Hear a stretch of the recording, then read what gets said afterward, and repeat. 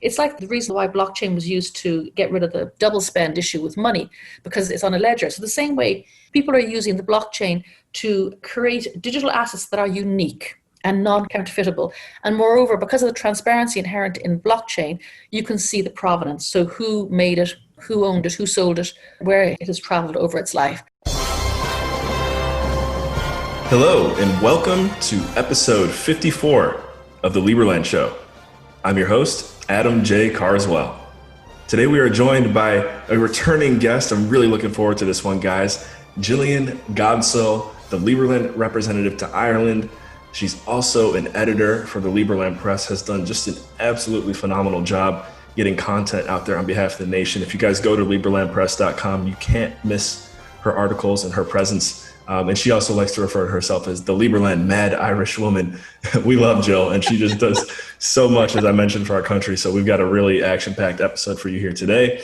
Jill, thank you for coming back on the show. And do you have any opening remarks for our listeners? Well, thank you very much for having me again. It's a pleasure. And you're right, because when I first came on, it was quite a long time ago, wasn't it?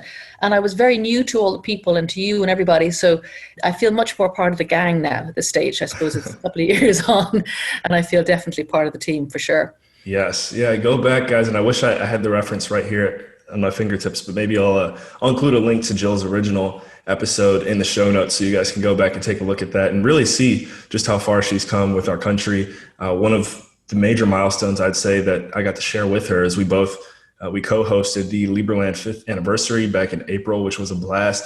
Lots of content out there from that celebration. And she recently spoke at Liberland Floating Man Festival, the summer conference 2020.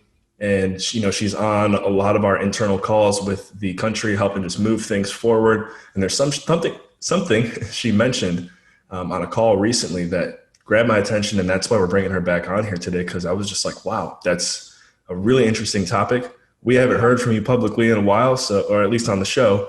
So it's just a perfect storm. So I'm going to pause one more time here for Jill to maybe fill in the blanks on anything that I just mentioned, and then we'll get into some of the cool topics for today. The only thing I wanted to jump in and say, at the Floating Man Festival this year, last year I was there in person, which was amazing. This year, obviously not with COVID. I was talking about the women of Liberland, and I wanted to say there are very few countries, if any other country indeed, that has both a founding father and a founding mother. It's a very proud boast, so I like to wave the female flag a bit. So yes, Liberland, well done. Take a bow. Yeah, thank you. Well, that's a perfect transition there, and I really like how you talked about founding mothers during the Floating Man Conference. I think it's something that, in a way, could definitely get overlooked by any country because, I mean, you need to, when you really go back to it, you kind of do have to have a founding mother before a founding father can even be born or brought into the world. So could you tell us a little bit about your presentation on the founding mother of Liberland and really just the concept in general? Well, I was celebrating Yana, to be honest, in the sense that, as I say, she and Vit together stuck that flag in the ground 5 odd years ago. And it is really nice to think that there was a woman there at the very start, because she's often referred to as the First Lady, which is a lovely title. I'm not really mad in the title, but she's also a co-founder. And that's right. Very important, I think. So anyway, I was very happy to point that out, because often women are overlooked in society. We do a lot better when we have women and men working together, as opposed to men leading all the time. Absolutely. And I think a lot of people might not realize just all the hard work that Yana has put into the establishment and continued growth of Liberland, even down to the little things like, I know the brochure that we recently just put out on behalf of the country, which is spectacular.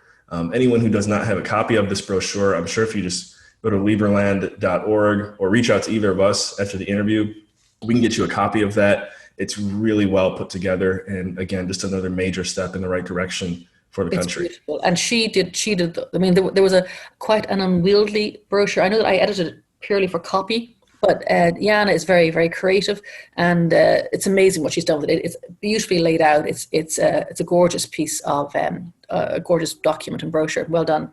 Absolutely. So, all right, let's kick it off. The one topic that Jill brought up on a call recently that grabbed my attention, and this is probably because recently I've definitely been going down anything blockchain or cryptocurrency related, that rabbit hole, is what an NFT is. Now, I think I had heard of an NFT before, but this one's tied to basically cryptocurrency art. So before Yeah. I say anything wrong here, Jill, go ahead and take over. Well, I should explain, perhaps to people who don't know me, that my background is fintech, and I spent the last 3 years very deep in the blockchain world. So I adore this whole area. It has the whole ethos is amazing. As we know, the governance and management of Liberland is on the, well, it'll be agnostic, but it's currently it'll be on the EOS blockchain. The governance model is using the ethos again behind blockchain. So it's very You exciting. were also, was it 2019, I think, or 28? You were named the top 100 women in blockchain. Actually, a top 100 people. People. There you go. Even better. I've been in the top 50 women, I think, a few times, but I think at the top 100, I was very, very happy about that because it's great. I love being the journalist, and I'm very privileged. I get to interview a lot of very important people in this area, and I learn lots of things. So it's really fascinating. But bringing it back down to what you're saying about NFTs, an NFT is a non-fungible token, which means it's a unique thing. So it's like a fungible token, which is not unique, would be something like $1. I can give you $1, you can give me $1, and the values are interchangeable. Doesn't matter where you are, those dollars are going to be totally interchangeable, and one is the same as the other. An NFT is a unique thing, so you can't change it. And if you use the example of art, the problem previously with art going onto the internet was that I could email you a picture, and I actually did email a picture earlier, but I could email someone else the same picture. And how do they know which is the original and who owns what? And it's all very confusing. It's like the reason why blockchain was used to get rid of the double spend issue with money, because it's on a ledger. So the same way, people are using the blockchain to create digital assets that are unique and non-counterfeitable. And moreover, because of the transparency inherent in blockchain, you can see the provenance. So who made it, who owned it, who sold it, where it has traveled over its life. So what I was thinking was, we were all very saddened to hear of the boat burning down, Liberty boat burning down recently. And I thought, why don't we do a fundraiser using NFT art? And I kind of suggest that because I started painting recently, but I know Jan is very creative. And with Vit, I don't know yet if he's artistic or not, but a doodle would work. Mm-hmm. And then we're going to partner up with Pixius, and Fred, who runs Pixius, who's the founder, he's going to help. And I sent you an example of my picture that he jazzed up into a crypto art. So he's going to help make all the art look very beautiful. So even a doodle could be something very special, and it will be unique. And then I'm hoping to do a fundraiser, because recently Paris Hilton did a charity NFT doodle, and she did it directly onto the computer, and she raised like $17,000. Yeah, she's obviously a very famous lady. But so I'm hoping that we can get everybody who likes Liberland to donate an original art piece, and it could be a doodle or it could be a full painting, and that's the plan. We're on pace to potentially have the first ever art museum of Liberland, and what better place for it to be on the blockchain? I know, it's crazy, isn't it? And then afterwards, the folks at Pixius have said they will leave up an online Liberland gallery full time. So anybody who wants to display their art and maybe to sell it to fellow Liberlanders, they could use this art gallery too as well. So it'll be an ongoing thing once we get the first project done. I love that. It makes me, especially because all it necessarily takes is a doodle, and then it can kind of be enhanced by someone who I know is much more artistic than me.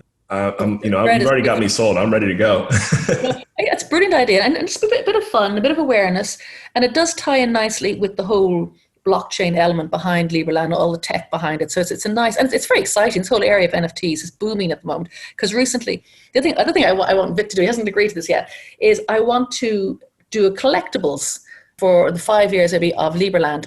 And basically collectibles can be pictures, images, even music, sound, audio. And again, you make them into packs. Like, do you remember the idea of the baseball packs and the collectible baseball cards? I do, and thank you for mentioning that, because I just had someone on my personal podcast, Dream Chasers, with an episode that just came out about trading cards, which is trending right now. And I think I'm probably going to double post this interview onto the Dream Chasers platform as well, just because of how compelling of a topic I find it. So yes, I know what you're talking about. Okay, so these trading cards, there's a company called Topps that back in the 80s, and I don't collect cards, but they had produced these things called Garbage Pail Kids. They were very popular. They were banned in the playground, so of course they became even more popular. And they recently launched a couple of months ago a digital version of the Garbage Pail Kids collectible cards. They sold out in a day and a half, I think, because people were all terribly excited. Then they did, the Tiger series, the Joe Exotic, on Netflix. Did you follow that? Yeah, the Tiger King, right? Tiger King, thank you, beg your pardon. Well, Yeah. they did some cards based on the Tiger King. They called it Joe Exotic, and that sold out in a couple of hours. And then William Shatner, who is a big fan of cryptocurrency, he of Captain Kirk of Star Trek, Yes. Boston Legal, and he also did a lot of advertising for a company in the US. I forget what's called Frontline. Anyways, he's still very much in view. He's 89, I think now. Is he? Yeah, he's certainly in his 80s. He released a series of his collectibles, and they sold out in 5 minutes. Wow. So these are, and then there's a secondary market where people are trading the cards and they're going up in value. So it's a really new thing, and because they're NFTs, they're unique. So before you couldn't trade. If I took a picture of a baseball card and put it online, I could send everybody one because it's the same copy, the same GIF or the same JPEG. But now if you have the NFT, you can see the one you got is authentic. You can see who's owned it, where it's been traded. You can see the history of the trading. So I'm kind of keen for Liberland to do that as well. Another project. Yeah. And the last project I'm working on is Voice is a new social platform. Block One set it up. And the idea is that unlike Facebook, where you contribute content, but then Facebook makes all the money from your data, basically. On Voice, the tagline is taking back social. And the idea is that people who create content will be rewarded for it. So as I'm a journalist, I love writing. I'm part of the early, the beta team, the Genesis team that's on there. And it's a lot of fun. But I'm hoping also to set up a Liberland theme in Voice as well. And it hasn't been agreed yet, but I think there'll be a lot of interest. And it's a very happening site. So it gets a lot more eyeballs as well. So lots going on at the moment. I'm very busy. Yes, you can hear it. Sounds like people are already sending in some submissions of art to your phone. I'm hoping. But actually the call out for maybe from the show as well is that if anybody is a friend of Liberland and would like to donate a piece of art, and I say, you don't have to be an artist, doesn't have to be in oils, doesn't have to be in acrylics. It could be a doodle, it could be a watercolor, it could be anything that you would like to donate to help fundraise to refurbish the boat that burned, the Liberty boat. We would be very grateful. Yes, absolutely. And did you do the article on the boat as well? I did one on Liberland Press. There's two. There's a statement on the original one, and then there's also, I translated via Google Translate an article from a local paper about, because Vit was very proud and very thankful to the local people, the firefighters and divers who risked their lives. It was quite a big fire to save the hull of the boat. So he awarded them, I think it was about 9 of them got the Order of Merit. So that was a really nice gesture. And it was actually, what's nice too as well, because sometimes when I say ordinary folk, it's not like, the leader of the country or something like that. It's these people who actually put their lives in their hands to save the boat, and they had the ceremony on a boat. So it's kind of nice. And that's also on the press, the Liberland Press site as well. Yes, guys. So yeah, for more information on the boat that Jill is referring to, please go to liberlandpress.com and check out the information and articles there. I guess listeners could go to voice.com as well, huh? And what would they search if they go to voice.com? Well, probably my name, Jillian Godsil with the J. And I'm writing. The nice thing is, I have to say, I've joined the crypto writers who are from EOS Writers originally. I've kind of joined their team, and it's brilliant to be part of a group of writers because everybody's reading to this content and commenting on it. And often I write in a vacuum, and I have no idea if people read my stuff or not. So it's been a great inspiration for me because I put my heart and soul into it. And I've got a really good one on DNA, and I got a really good one on NFTs, of course. I'm writing about that. And then using blockchain to stop child trafficking. So I've got some really meaty articles that I've been writing, and it's a great site. It's a nice site. Yeah, and also about maybe, for example, you said sending over a doodle. Would whoever sends over the original, like if you just send over a doodle and you send a picture, I guess a JPEG over it to you, do you hold on to the original copy as well? You could do. Sometimes I was talking to somebody else who said that somebody who made some NFTs, they destroyed it was on the Flow blockchain, I think, and the artist destroyed their original paintings. And I went, I promised one of mine to my sister. I can't do that. But it doesn't really matter because once you have like the doodle, if they take a picture, but a good quality picture, email it to myself or you, whoever, and then I will upload it to the Pixius site. We're working with Fred. I think Fred's going to, where applicable and relevant, make some of them to crypto art. Some of them could be just the actual image itself, but it's an NFT. That is the original one, and we mark it as such. Awesome. Good to know. Very valuable. You mentioned And or maybe help me out here. Did you mention wax.io? Is this a part of the same project? Yes, yes. That's the platform. It's set up by a chap. This president is William Quigley. He's ex-Disney. So he's a smart, smart man who's transitioned from traditional businesses into the blockchain.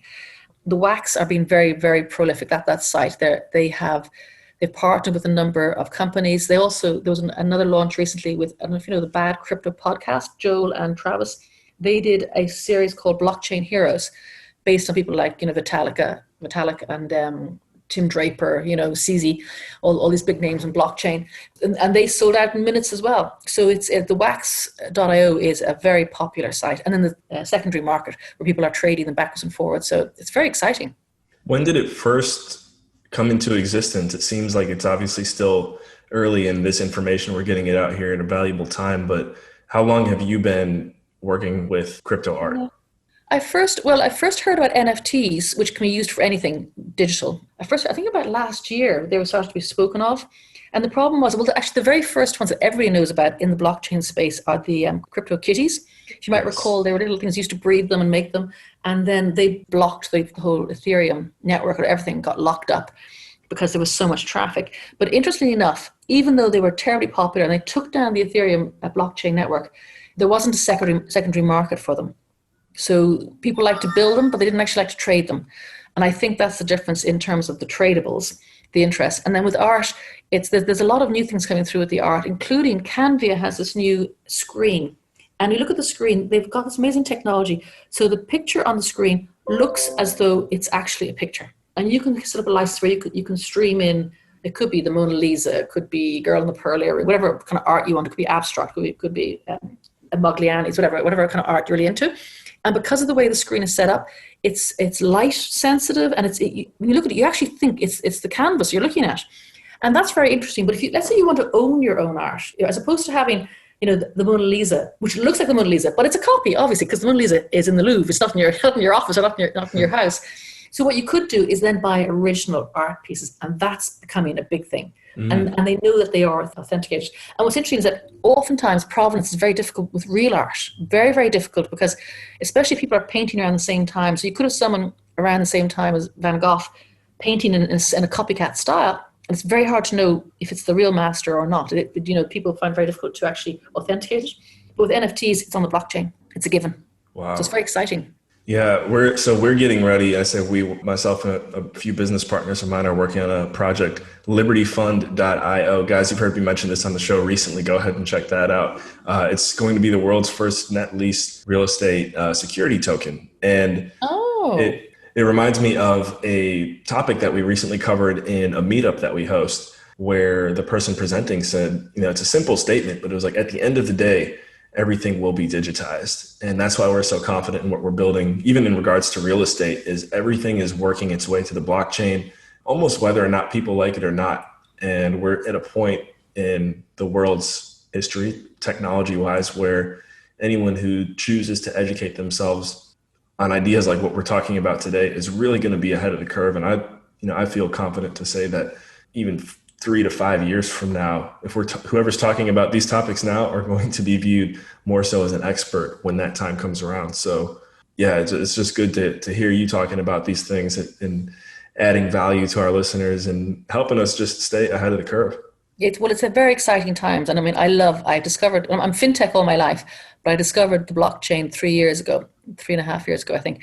And it's just a fascinating place to be. There's so much innovation. And there's also, what I do like about this area too as well, is a lot of people are wanting to innovate. And I mean, the blockchain this industry came out of the crash when Satoshi Nakamoto, or persons unknown, wrote the white paper for the Bitcoin. But it was in reaction to the disgust about what happened in the world, what was happening in the world, because you had all this banks failing and the public purse bailing them out, and the little person was totally ignored. So the banks were all fixed up, but little persons were left behind. And people got very, very cross about this. So what I love about even though this is all about innovation, which is very exciting, it's also innovation with intent. And there's a lot of people who are in this space who want to make the world a better place. And they're not hippy dippies. They're dead serious. And that's really exciting for me. Absolutely. Absolutely.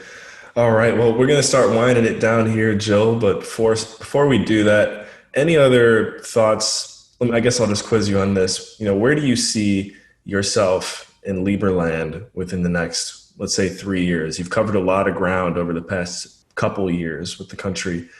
What do you think you would like to accomplish personally with Liberland? Well, I think I'd like to use my talents, which are communications, writing, and that's where I'm really, and also the technology to help the country as best I can in communications, and also the technology that underpins it, and also to make sure that more women get involved, because we need more women than we have at the moment. Yes, yep, you're right. You're definitely and diversity. Sorry, I should also say. I mean, mind you, in fairness, Liberland is a fairly diverse country because there are people who've applied to be a citizen from all over the world. Right. Every shape, color, creed, sexual orientation. The whole lot. So I think there is quite a big diversity, but there's not enough women, visible women. Absolutely. You are our leader. So I'm sure this interview is going to attract some more women into the movement. I don't even like using the word movement, because this is a country. Like, we are making it happen. Thank you. Oh, you're very welcome. Thank you for having me again. Oh, and you know what? Lastly, Jill, what is the best way for anyone listening today to follow up and get in touch with you? LinkedIn is great. My name is Jillian Godsil with a J and a G surname, and LinkedIn is super because that's the best way to reach me.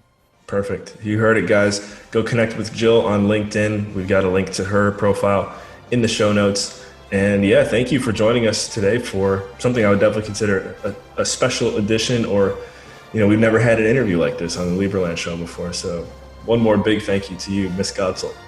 Thank you very much, Adam. You're always very kind for having me on. Thank you. This has been episode 54 of the Liberland show. And today we were joined by Jillian Godsil, the Liberland representative to Ireland. And don't forget, Liberland press editor / mad Irish woman.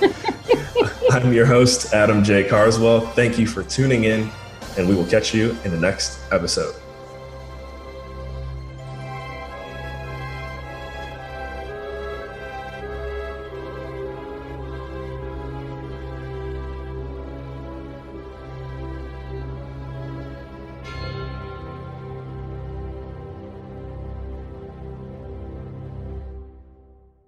If you enjoyed the Liberland show, be sure to check out my personal podcast as well, Dream Chasers, Interviews with the Future. A link to Dream Chasers is in the show notes.